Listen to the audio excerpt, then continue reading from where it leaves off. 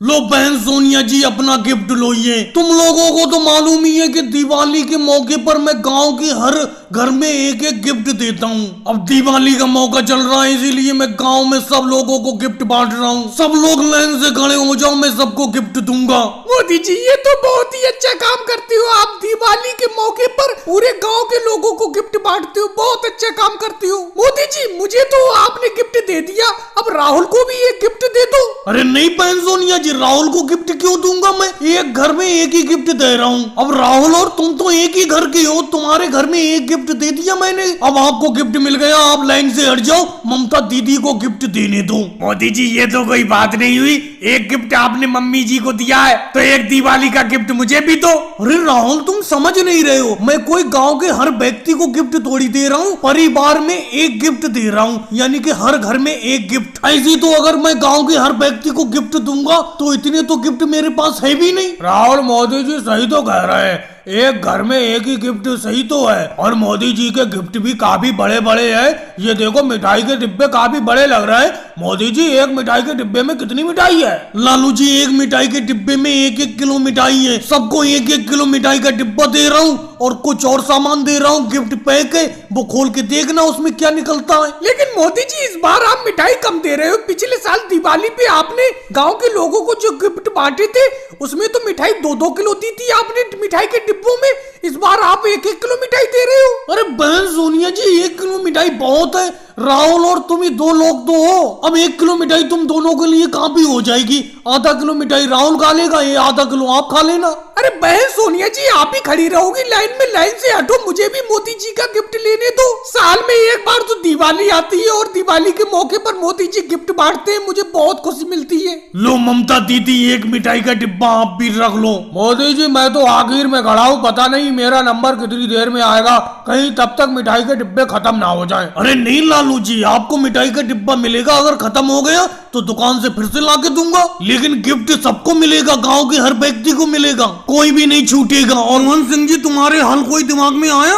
हाँ मोदी जी अमित शाह जी का एक हल है, वो मेरे दिमाग में आया, उसी हल को ले जाऊंगा कल, उसी हल से जुताई करूंगा खेतों की। मनमोहन सिंह जी मैं तुमसे क्या पूछ रहा हूँ और तुम क्या बोल रहे हो? मैं तुमसे ये कह रहा हूँ पूरा गांव बेरोजगारी से जूझ रहा है, कोई काम काज नहीं है। तुमने ये बताया था कि मेरे एक दोस्त हैं शहर में राजनाथ सिंह जी, उनसे बात करोगे, वो अपने गाँव के सब लोगों को शहर में अच्छी मजदूरी पे लगवा देंगे। तुमने बात की उनसे? अच्छा मोदी जी इस हल की बात कर रहे हो? हाँ इस समस्या का हल मैंने सोच लिया है, लेकिन इस समस्या का हल निकल नहीं पाया। मैंने राजनाथ सिंह जी से बात की शहर में, वो कह रहे हैं शहर में भी बेरोजगारी फैली पड़ी है, यहाँ पे मत आना, अपने गांव में ही हल बैल से खेती बाड़ी करो। लेकिन मनमोहन सिंह जी एक बात बताओ, बारिश हुई नहीं है 2 महीने से, खेत बंजर पड़े हैं, खेती बाड़ी भी कैसे हो जाएगी? गर्मी इतनी ज्यादा पड़ रही है, नदी नाले भी सूख पड़े हैं, तो फसल कैसे पैदा होगी? तो मोदी जी किसी जगह काम करने के लिए तो जाना ही पड़ेगा, यहाँ गांव में रह के कोई फायदा नहीं होगा। अब योगी जी क्या बताऊं मैंने मनमोहन सिंह जी से कह दिया था कि शहर में कोई काम हो तुम राजनाथ सिंह जी से पूछ लेना, लेकिन अब ये बता रहे हैं कि इनकी राजनाथ सिंह जी से बात हुई, वहां पर भी कोई काम नहीं है। तो मोदी जी एक बात बताओ, इस गांव में ऐसे खाली कब तक खाते रहोगे? पिछले साल जो अनाज पैदा हुआ था खेतों में वो सब का सब मैं खा चुका, कहीं कोई काम करवाने वाला है ही नहीं, मजदूरी हो ही नहीं पा रही है, क्या करा जाए? लालू जी तुम्हारे तो घर का अनाज था, तुम्हारी फसल का अनाज था, वो तुम खा चुके, मैं तो उधार लेके दुकान से सारा का सारा अनाज खा गया, मेरे ऊपर कम से कम 10,000 रुपए का कर्जा हो गया है। मोदी जी वैसे मेरे एक दिमाग में एक आइडिया आ रहा है, उस आइडिया के हिसाब से आप सब लोग अगर चलोगे तो ये बेरोजगारी खत्म हो जाएगी। तो बताओ ना मनोहर लाल खट्टर जी, कौन सा वो आइडिया है, कुछ तो बताओ, जल्दी बताओ। देखो वो जो आइडिया आया था, वो आइडिया आया मेरे दिमाग में, अचानक मैं भूल गया, अब मैं रात में सोच के याद करूंगा वो कौन सा आइडिया था जिससे कि बेरोजगारी खत्म हो जाए। फिलहाल बहुत अच्छा आइडिया मेरे दिमाग में आया था, लेकिन अचानक आइडिया आया, अचानक मैं भूल गया। चलो अब सब लोग अपना लोग घर चलते हैं, घर चल के सब लोग दिमाग से सोचना कि कौन सा काम करा जाए जिससे कि ये बेरोजगारी खत्म हो। और भाई लोगों राहुल लालू जी खेत की सिंचाई में ही लगे रहोगे, मैं तीनों लोगों की रोटी लाया हूँ। मोदी जी की, लालू जी की और राहुल तुम्हारी। और वो देखो मोदी जी अकेले ही सारी की सारी रोटी खाए जा रहे हैं। तुम लोग खेत की रुपाई और सिंचाई में लगे हुए हो। जल्दी आओ खाना खा लो, फिर मत कहना कि तुम भूखे रह गए। मोदी जी ये बात मुझे बिल्कुल अच्छी नहीं लगी। मैंने आपसे कह दिया था कि केजरीवाल जी जब भी घर से रोटी लेकर आएंगे तो मैं, लालू जी और तुम एक साथ मिलकर तीनों लोग खाएंगे। लेकिन ये क्या, तुम जाकर सबसे पहले टिफिन खोलकर खाने लगे। मैं और लालू जी खेत की रुपाई करने में लगे हुए हैं। देखो राहुल, इसमें मेरी कोई गलती नहीं है। तुमको खुद समझ लेना चाहिए कि केजरीवाल जी अब खेत पर रोटी लेकर आ गए तो पहले खाना खा लिया जाए। लेकिन तुम तो काम में लगे रहते हो। अरे खाने से ज्यादा जरूरत इतनी मेहनत करना जरूरी थोड़ी है कोई। मेरा तो एक ही सिद्धांत है, पहले पेट पूजा फिर काम दूजा। लेकिन मोदी जी आप पेट पूजा कर रहे हो, चलो अच्छी बात है, कोई बात नहीं है। और मैं ये भी मानता हूँ कि खेत में तीनों ही लोग अपना लोग मेहनत करते हैं। लेकिन जैसे केजरीवाल जी खेत पर रोटी लेकर आते हैं, तुम सबसे पहले टिफिन पर टूट पड़ती हो और अकेले ही तीनों लोगों का खाना खा जाती हो। मेरा भी, राहुल का भी और तुम अपना भी। अभी ये बताओ, अगर तुम सबका खाना खा जाओगे तो हम फिर क्या खाएंगे ये बताओ। तुम्हें मालूम ही है जब यहाँ पर खेत पर बहुत मेहनत की जाती है तो रोटी खाना जरूरी है। बिना रोटी खाए कोई हम इतनी मेहनत थोड़ी कर पाएंगे। लालू जी इन बचकानी बातों से काम नहीं चलेगा। एक बात बताओ, जब मैं टिफिन पर सबसे पहले टूट पड़ता हूँ, तुम खाना खाने के लिए पहले क्यों नहीं आती हो? तुम काम में क्यों लगे रहती हो? मैं मना करता हूँ कोई? और तुम ये क्या कह रहे हो कि मैं तीनों लोगों की रोटी खा जाता हूँ? ऐसा तो मैंने कभी नहीं किया। अगर केजरीवाल जी टिफिन में 6 रोटी लाते हैं, अपना तीनों लोगों की 2-2 रोटी होती है, वो अलग बात है। तुम खाना खाने के लिए पहले टिफिन के पास में नहीं आती हो तो मैं अकेले 4 रोटी खा जाता हूँ। 2 रोटी तुम दोनों के लिए छोड़ देता हूँ, एक रोटी तो तुम दोनों लोग खा ही लेते हो। अच्छा मोदी जी, आप 6 रोटी में से 4 रोटी अकेले खा जाओगे और हमारे लिए 2 रोटी छोड़ोगे, हम 1-1 रोटी खाएंगे, ये कोई बात है? मोदी जी ये मेहनत की रोटी है, इस पर ऐसे हक नहीं जमाते। राहुल ये मेहनत की रोटी है, तभी तो मैं पहले खाने के लिए झपट पड़ता हूँ। मैं तुमसे बार बार कह रहा हूँ, तुम्हें खाने के लिए मना है, पहले खाना खाने के लिए टिफिन के पास आ जाया करो। आओ जल्दी। कबूतर। लेकिन मोदी जी काजे तो कलकत्ता भी होता है, काजे कबूतरी क्यों पढ़ाते हो आप? ये बात मुझे अच्छी नहीं लगती। लालू जी तुम बातें ज्यादा करती हो, इसीलिए हमेशा 10 में से -2 नंबर लाती हूँ। तो मोदी जी 10 में से -2 नंबर मिलते तो है मुझे, 10 में से पूरे -10 नंबर तो नहीं मिलते मुझे। इसका मतलब मैं पढ़ने में अच्छा हूँ। लेकिन फिर भी आपने मेरी बात का जवाब नहीं दिया। कहाँ से कबूतरी क्यों होता है, कहाँ से कलकत्ता क्यों नहीं होता? और कब तक हमें इस पेड़ के नीचे बैठाल के पढ़ाते रहोगे? फीस तो पूरी 100 रुपए महीना लेते हो। लालू जी बस कुछ दिन का इंतजार करो, लोन के लिए एप्लीकेशन डाल दी है मैंने। लोन पास होते ही एक छोटा सा कमरा बना लूंगा, उसी में तुम लोगों को पढ़ाया करूंगा। मोदी जी कमरा तो बनाना ही पड़ेगा। कल बारिश आ गई थी, पूरा दिन आप हमें बारिश में ही पढ़ाते रहे और आप ब्लैक बोर्ड पे लिखते कुछ थे, बारिश में भीग के बन कुछ जाता था। इसीलिए एक बिल्डिंग बनवा लो, उसी में हमें पढ़ाया करना। यहाँ नीचे पेड़ के नीचे बैठकर पढ़ने में मजा नहीं आता। राहुल तुम्हें मजा नहीं आता, मुझे तो इस नीम के पेड़ के नीचे बैठने में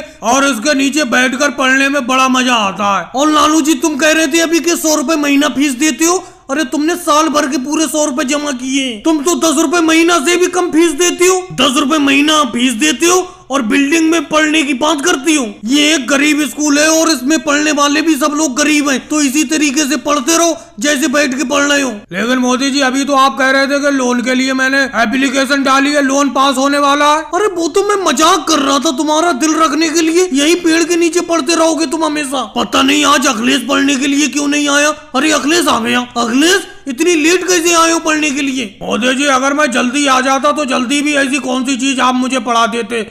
आपने कहाँ से कबूतरी पढ़ाया होगा, कहाँ से कानपुर थोड़ी पढ़ा दोगे तुम। अखिलेश टीचर से इस तरीके से बात करते, जाके नीचे जमीन में बैठो। वैसे अखिलेश पढ़ा तो मैं कहाँ से कबूतरी रहा था। लेकिन मोदी जी आप तो कह रहे थे इस महीने बेंच ले आओगे, बेंच पे बैठ के पढ़ाया करोगे। नीचे जमीन में बैठे बैठे पैरों में दर्द होने लगता है। केजरीवाल जी ऐसी जमीन में नीचे बैठे रहो, 10 रुपए महीना फीस में तुम बेंच के ऊपर बैठ के थोड़ी पढ़ोगे, नीचे जमीन में ही बैठ के पढ़ो। और साइकिल को यहीं पे रोक लो, यहीं पे रोक लो। बोलो मोदी जी क्या बात है, बताओ क्या बात है। बहन सोनिया जी आप तो जानते ही हो कि 8 बजे तक स्कूल पहुंचना ही पहुंचना है। आप तो साइकिल से जा रही हो और मैं पैदल जा रहा हूँ। आप तो 8 बजे तक स्कूल पहुंच जाओगी, लेकिन मैं पैदल स्कूल नहीं पहुंच पाऊंगा, क्योंकि जिस स्कूल में अपना लोग पढ़ने के लिए जाते हैं वो स्कूल 2 गांव पार करके है, कम से कम 5 किलोमीटर दूर। तो मोदी जी ये मुझे क्यों बता रहे हो? ये सब तो मुझे पता है, आप बताओ आपको क्या काम है, आपने मुझे किस लिए रोका है बताओ।